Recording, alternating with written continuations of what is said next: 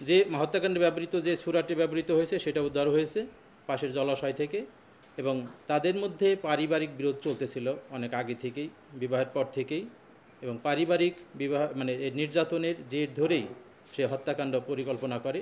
থানার ৭ নং ইসলামকাঠি ইউনিয়নের যুবদলের যুগ্ম আহ্বায়ক জনাব এস এম শামীম তার নিজ ভাষায় হত্যাকাণ্ডের শিকার হয়, এবং এই ঘটনায় ২৪ তারিখে মামলা জনাব এস এম শামীমের মা বাদী হয়ে মামলা করেন, এবং ২৫ তারিখে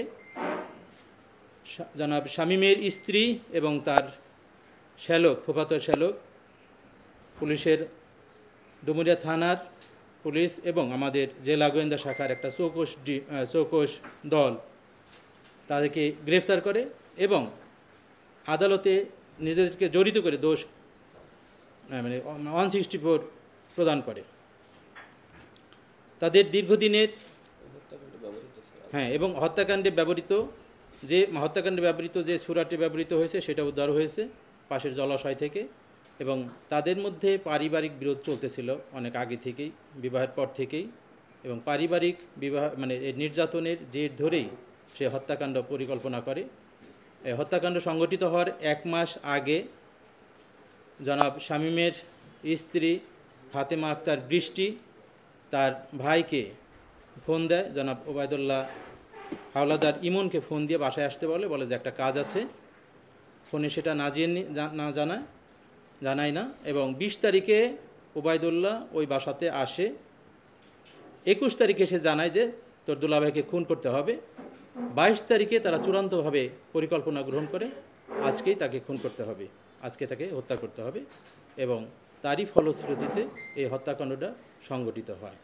এবং এই হত্যাকাণ্ডের সাথে রিলেটেড যে দুইজন আসামি গ্রেফতার আছে, এবং ওবায়দুল্লাহ হাওলাদার ইমন, ওর বয়স 18 বছর পূর্ণ না হয়, তাকে যশোর কিশোর সংশোধনাগারে প্রেরণ করা হয়, আর ফাতেমা আক্তার বৃষ্টিকে জেল হাজতে প্রেরণের জন্য বিজ্ঞ আদালত নির্দেশ প্রদান করে। বিবাহের পর থেকেই তাদের সাথে পারিবারিক বিভিন্ন বিষয়তে বিরোধ চলতেছিল, তাকে নির্যাতন করত, বকাবকি করত। এই যে তাদের সাথে মনোমালিন্য, এটি উঠে আসছে তার বক্তব্যে, এবং এই পরিকল্পনাতেই তাকে খুন করার পরিকল্পনা গ্রহণ করে। দোকানের কর্মচারী থাকে, এবং বিস্তারিত আমাদের কাছে এতটুকুই তথ্য আছে, তাদের মামাতো ভূতো ভাই বোনদের সম্পর্ক, এবং এবং রেবেকা ফাতেমা আক্তার বৃষ্টির প্রত্যক্ষ পরিকল্পনায়, নির্দেশনায়, এবং তার দেখানো কিভাবে ওই ছোরা দিয়ে কোপ দিতে হবে সব কিছু সেটা দেখায় দেয়, এবং ওর দেখানো মতে তার যে মামাতো ভাই ওবায়দুল্লাহ ইমন সেটা বাস্তবায়ন করে, এবং এটা বাস্তবায়ন করার পরে তারা দুইজনে ছাদে চলে যায়। ছাদে গিয়ে ওই ছোরাটা, হত্যাকাণ্ডে ব্যবহৃত যেটা ছোরা ছিল সেটা পার্শ্ববর্তী জলাশয়ে তারা সেটা ফেলে দেয়, এবং আমাদের পুলিশ, ডুমুরিয়া থানা পুলিশ এবং আমাদের ডিবি টিম পার্শ্ববর্তী বিভিন্ন স্থানীয় গণ্যমান্য লোকদের উপস্থিতিতে সেটা উদ্ধার করে। রেবেকা বেগম, এটা একটা ক্লুলেস মার্ডার ছিল।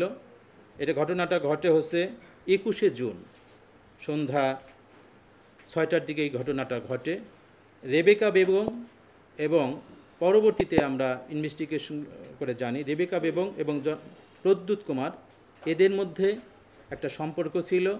রেবেকা বেগম মুসলিম এবং প্রদ্যুৎ কুমার হচ্ছে হিন্দু ধর্মাবলম্বী।